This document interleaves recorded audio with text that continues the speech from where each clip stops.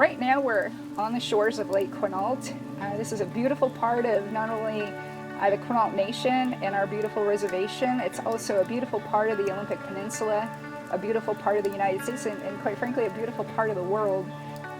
It's a place I've known since I could walk, talk, and swim. My family would gather here for birthdays, celebrations, picnics. I have a favorite tree that's on the South Shore Road. That's a place that when life's challenges seem to be overwhelming, it's the place I love to go. I think about the deep roots of the tall trees. They go back centuries, long before the United States ever existed. This is my home. This is where I find my heart. This is where my spirit will not only be here today, but eternally. Every day when I look out at the lake or I see our oceans and our beautiful landscape here, I just know that this is the place I was called. I was called here with special meaning and purpose, and that is to hold the values that come with being raised on the Quinault Reservation. Because outside of Quinault, no matter where one travels, you could see what's happened to our landscape. And so I feel incredibly honored and gifted that I've inherited the legacy that is the Quinault Reservation and our beautiful, pristine, unspoiled natural beauty.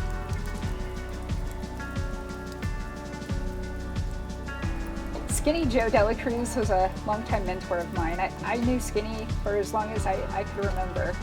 My mom worked as a special assistant to him, and I grew up in his office. The tribal office was my playground, and I had a chance to admire him, to learn from him as a young child. And he was a visionary, he was aggressive, he was bold, he was larger than life. He was one of those figures that not only inspired every Quinault citizen, but he inspired all of Indian country. He inspired world leaders, he inspired presidents, he inspired anyone who came into contact with him because he had such heart. He had a heart not only for the betterment of our people, but he understood and knew our role in society and knew that we were the bold leaders of this area and this region.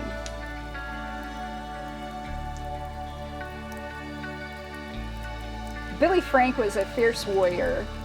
I often say I think Billy was there at treaty time because he always referenced the treaties as though he was right there signing the treaty. But he was also a visionary. He could see long into the future. And if there was a truth that needed to be said, he would say it, no matter how uncomfortable it made others feel, no matter how intimidating it might be, because sometimes the truth, it has to be said. Because if we don't speak the truth, no one will speak it for us. And so at any moment, if something had to be said and a truth had to be told, it was Billy.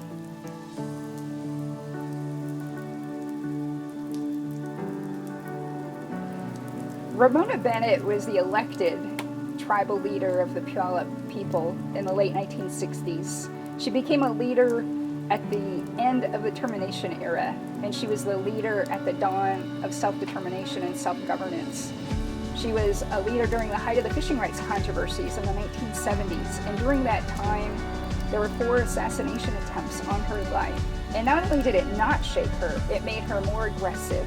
She made sure that the attorneys that were arguing the Bolt decision, the fishing rights wars of the Pacific Northwest, were not compromising. She made sure that they were following the direction of tribal leaders.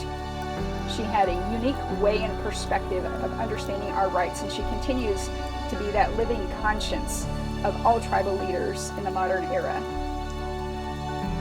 I'm deeply connected with this land as my ancestors, my parents, my grandparents, my great-grandparents, on down the generations. This is our home, this is who we are.